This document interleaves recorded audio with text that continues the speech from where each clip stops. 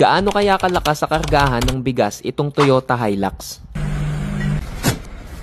Isa nga din sa pangarap kong sasakyan ng Toyota Hilux, bukod sa maporma ito ay malakas din daw sa kargahan. At marami nga sa amin na nagtatanong kung ilang sako ng bigas ang kayang kargahin ng sasakyan na to.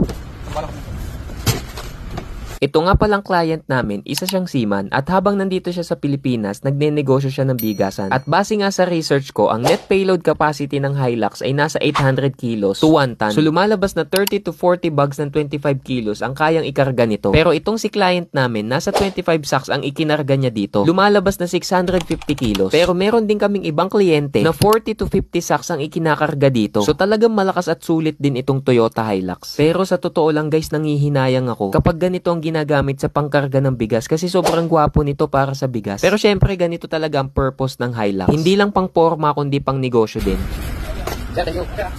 Kasalukuyan nga pala na meron kaming i-deliver sa Lipa, Batangas at nasa 120 sacks din ito at nasa 5 klase ng bigas yung in-order niya. Ito nga magandang pangsimula sa bigasan, meron kang pang mababa, dinurado, hasmin at meron ding maalsa. Ito kasi yung mga klase ng bigas na hinahanap ng mga customer.